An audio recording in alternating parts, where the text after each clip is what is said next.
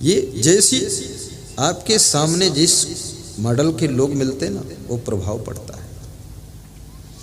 आपको क्रोधी लोग मिल जाए तो आपके अंदर भी क्रोध प्रकट होने लगेगा, और आपको लोभी लोग मिल जाए तो लोभ आने लगेगा। जैसे आरती का दर्शन कराया जाता थाल में ना, तो आपकी पड़ोस में यदि ऐसे लोग बैठे हैं जो उसमें 50 रुपये आरती में डालते हैं, तो आपके मन में होगा मैं भी कुछ डालूं। लेकिन आसपास में ऐसे कंजड़ बैठे हैं, एक पैसा नहीं डालता, तो तुम्हारे अंदर भी लोभ जग जाएगा कि इन्होंने नहीं डाला तो मैं भी नहीं डालूंगा। लोभ से लोभ बढ़ता है, क्रोध से क्रोध बढ़ता है, अभिमान से अभिमान बढ़ता है। अभी आप सब विनम्र बैठे हुए हैं, लेकिन कोई आपको अहंकार दिखाए ज्यादा, अकड़ धकड़ पकड़ लकड़, तो फिर आपके अंदर सोया हुआ अहंकार खड़ा हो जाएगा कि अब तेरे को मैं देख लेता हूं, तू बहुत बोल चुका है, आ जाता है। ये काम, क्रोध, लोभ, मोह, अहंकार, ये सब सुसुप्ति अवस्था में अंदर छिपे हुए दबे हुए पड़े रहते हैं। जब इनको अनुकूल मौसम मिलता है तब ये प्रकट हो जाते हैं। जैसे आप खेतों में देखते हैं ना, जब तुम धान वर्षा की ऋतु में लगाते हो धान की फसल, तो उसमें खरपतवार उग जाते हैं। एक वर्ष वो खेत खाली पड़ा था, कोई खरपतवार नहीं उग रहा था। अब उसको मौसम मिल गया, वो धान का ही साथी है, उसी के साथ होता है। ज्यों ही वर्षा हुई, वर्षा के मौसम में ही होता है।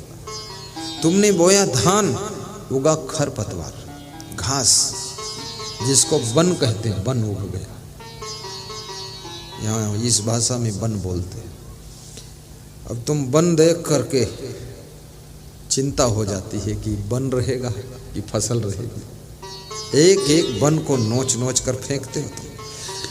वो सब घास पतवार के वन के बीज 1 साल तक उस खेत की मिट्टी में सुरक्षित सुसुप्ति दशा में पड़े हुए थे। जब उनको अनुकूल मौसम की प्राप्ति हुई, वो सब अंकुरित हो गए, प्रकट हो गए। ऐसे ही आपके अंदर भी ये काम, क्रोध, लोभ, मोह, ईर्ष्या, द्वेष, अहंकार बीज रूप में सुसुप्ति दशा में पड़े रहते हैं। यदि आप कुसंगत करो तो आपके अंदर काम वासना तुरंत उत्पन्न हो जाएगी, प्रदीप्त हो जाएगी, जाज्वल्यमान हो जाएगी कुसंगत में। इसलिए बहुत अच्छी अच्छी लड़कियां भी कुसंगत में पढ़ करके बिगड़ जाती हैं, कामातुर हो जाती हैं। अच्छे अच्छे लड़के भी कुसंगत में पढ़ करके बड़े भ्रष्ट हो जाते हैं। कुसंगत, उन लड़कियों की संगत मत करो। लड़कियों से मैं कहता हूं जिनका मन खराब है, जो गंदी बातें करती है, फालतू ही हु हा, बचो उनसे, क्योंकि तुम्हारा लक्ष्य ये नहीं है।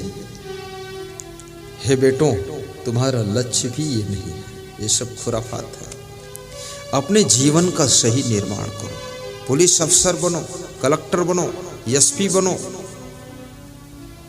मिनिस्टर बनो, आगे बढ़ो, स्वार्थ में भी आगे, परमार्थ में भी आगे। ऊर्जा तो वही है, टाइम वही है, बुद्धि वही है। अगर गलत दिशा में इसे खर्च कर दोगे तो साधारण बन करके रह जाओगे, और सही दिशा में बुद्धि शक्ति को खर्च करोगे तो इतनी ऊंचाई को छूओगे, देखने वाले भी चौंक जाएंगे कि इतना महान कैसे बना।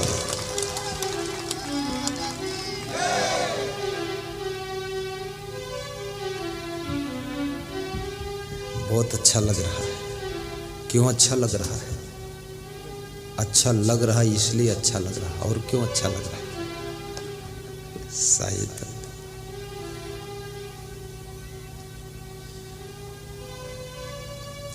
हमारे ध्यान में आकर प्रभु जी आँखों में बस जाना।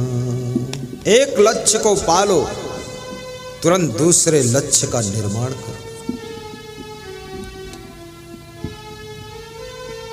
सिद्धार्थनगर जिले में एक एसपी के यहाँ कार्यक्रम था, जिला पुलिस अधीक्षक के यहाँ।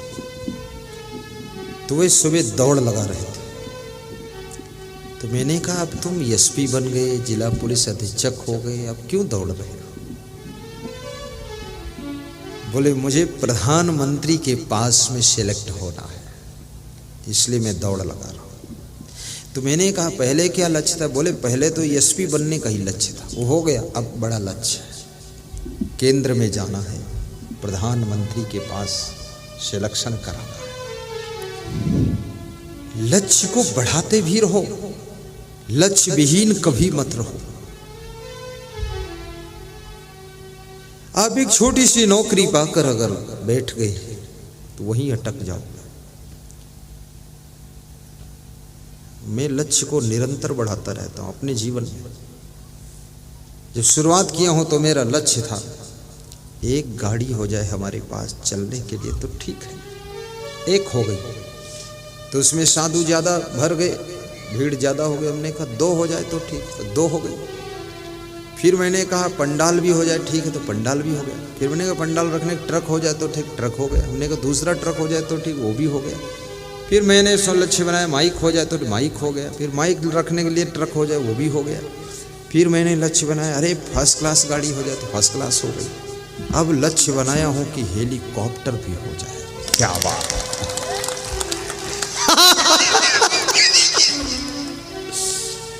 और ये भी होने वाला है, लक्ष्य बना दिया। हेलीकॉप्टर क्या है? गिरेगा तो मर जाऊंगा और क्या, और नहीं गिरेगा तो सुरक्षित उतरूंगा तो प्रवचन सुनाऊंगा। और हेलीकॉप्टर इसलिए लेना है ना, क्योंकि सड़क यात्रा में टाइम बहुत खर्च हो जाता है। एक तो ट्रैफिक जाम रहता है, दूसरी पुलिया टूटी रहती है हिंदुस्तान की पहचान यही, पुलिया टूटी और सड़क पे ट्रैफिक जाम, पुलिस वाले परेशान, सब जगह रोको हटो घटो बढ़ो लफड़ा दुनिया। और सड़कों में गड्ढे ना हो तो इंडिया कैसी। और चुनाव जब होता है तो पार्टियां क्या लिखती हैं बोर्ड में? गड्ढा मुक्त रोड मिलेगी। और जो हो गया उनका चुनाव, जीत गए, तो गड्ढा जो आधा फीट का था वो 2 फीट का हो गया।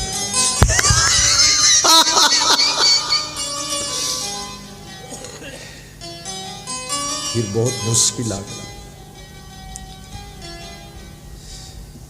कैसे देश चलेगा? हमारा देश बड़ा भिखमंगा देश है।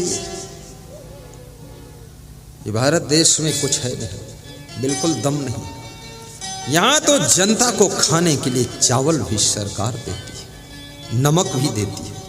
नमक खरीदने के पैसे नहीं हैं लोगों के पास, इतना कंगाल हो गए हम भारत के लोग। और हर सरकार कहती है हम गरीब के साथ। अरे तुम गरीब के साथ, तुम तो और ज्यादा गरीब बना रहे हो। हमको नमक खरीदने के पैसे नहीं देते, इतना बर्बाद किया है तुम लोगों ने। तुम मेरे साथ मत रहो, तुम हमारा साथ छोड़ो तो हम सुखी हो जाएंगे। मैं 70 साल से देख रहा हूं सरकारें सब यही बोल रही हैं कि ये पार्टी गरीब के साथ है। तो गरीब आज तक गरीब ही है, यहां तक गरीबी आ गई है। 40 साल पहले इतनी गरीबी नहीं थी कि लोगों को चावल देना पड़े, लोगों को नमक देना पड़े। अब तो इतनी गरीबी आ गई है, घर भी सरकार देती है, नमक भी देती है, चावल भी देती है, गेहूं भी देती है, और तीर्थ यात्रा भी करा देती है कि जाओ तर जाओ मूर्खों, पैदा मत होना। धरती के भार बने हुए फालतू नाटक। जानवर भी अपने आप घास चर लेते, उनसे भी गाढ़े पैदा हुए, अपने आप गेहूं धान नहीं पैदा कर सकते। क्या देश है! और ये लोग इसमें खुश भी है कि कटोरा थमा दो तो बहुत खुश हैं, मांगते रहो, दे दो भैया। हाँ भाजपा सरकार तुम दे दो, कांग्रेस वाले तुम ही दे दो, पंजा हाथ में कटोरा साथ में दे दो। कमल वाले कुछ तो फूल, कमल फूल खिला है तो हमको क्या मिला है, दे दो भाई। अरे भिखमंगो मैं बड़ा तर्क करता हूं, इस पर सोचता रहता हूं कि जिस देश के वासियों को खाना भी खिलाना पड़े सरकार को, अपने खाना खाने भर का ना पैदा कर सके, वह योग्यता उनको न मिल सके कि अपने पेट के लिए भी कमा सके, वह देश बहुत नीचे की ओर जा रहा है, ऊंचे की ओर नहीं जा रहा है। चलो मैं इस पर बात नहीं करूंगा। क्यों? क्योंकि मैं नेता नहीं हूं। क्यों? क्योंकि मैं साधु हूं। क्यों? क्योंकि इसकी जरूरत नहीं। लफड़ा चल ले तो हाँ, ये चर्चा करना ठीक नहीं। क्यों ठीक नहीं? ठीक नहीं इसलिए ठीक नहीं, और क्यों ठीक नहीं? क्योंकि विषयांतर हो जाएगा ना, हमें जो जीवन के लिए सुना। पर मैं इतना जरूर चाहता हूँ हमारे देश में कोई भिखारी ना रहे।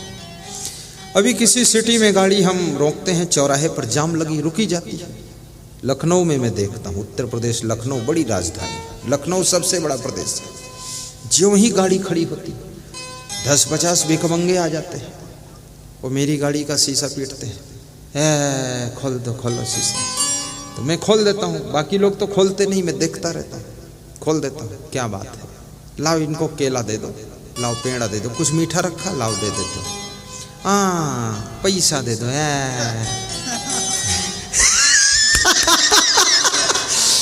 इतने मूर्ख लोग हैं।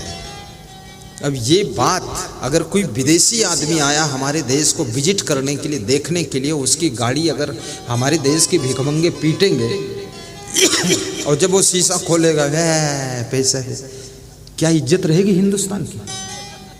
और फिर एक बच्चा पकड़े गोद में और आधी साड़ी जमीन में लटकत फटकत है, और 2-3 बच्चा नीचे खड़े, ये भूखा है। मैं तो खैर पैसा भी थोड़ा दे देता हूँ लेकिन गलत बात है। मैसेज किया जाएगा हमारे देश का, इज्जत गिरा दी, बर्बाद कर दिया इसको। मैं तो मुख्यमंत्री बनूं, सबसे पहले भिखारियों को अरेस्ट कराऊंगा। चलो इधर आओ, या काम पर लगो, नहीं तो इतनी पिटाई होगी, दोबारा मुख्यमंत्री बनने की जरूरत नहीं। देश को बर्बाद कर रखा है। और ये चावल दाल तो बांटूंगा ही नहीं, बिल्कुल नहीं बांटूंगा। सबको काम दूंगा, 10,000 महीने, 20,000 महीने कमाओ। गुजरात में गरीब से गरीब भी प्राइवेट कंपनियों में नौकरी कर रहा है। हर व्यक्ति 15,000, 20,000, 30,000 महीने, 40,000 महीने कमा रहा है। ये भिखमंगापन की जरूरत ही नहीं। अरे ये मेरे भारतवासियों को रोजगार चाहिए, इनको काम चाहिए। इतने योग्य लोग पीएचडी करके घूम रहे हैं, पीएचडी करके घूम रहे हैं और साइकिल का पंचर जोड़ रहे हैं। कितने लोग कहते हैं मैं पोस्ट ग्रेजुएट हूं, तो हमने कहा पोस्ट मास्टम कराओ जाके। पोस्ट ग्रेजुएट, काम तो मिलना चाहिए। और जनसंख्या पर नियंत्रण भी होना चाहिए। कितना सरकार इंतजाम करे, लेकिन जब कहते हैं जुड़वा बच्चे, तिड़वा बच्चे, पचड़वा बच्चे, अब इतने बच्चे, अब बच्चे इतने, सरकार बचने मुश्किल। हाँ, रहने की जगह नहीं, खाने की तुम बात बताते फालतू। मारा मारी मची हुई। फिर कुछ ऐसी जातियां हैं, कुछ ऐसे धर्म मजहब है इस देश में जिनके जीवन का लक्ष्य बस हम दो, हमारे 200, ये लक्ष्य बना। पूरा महाभारत युद्ध करना, कौरव दल पैदा हो रहा, भड़बूजा बना रखा। उनके घर की स्त्रियां भी कम से कम तुम ही मना कर दो कि अब नहीं पैदा करूंगी, हट यहाँ से मूर्ख। और वो भी जुटी हुई है, यहाँ नहीं दो, जितने निकले कैलेंडर छपने दो, बर्बाद होने।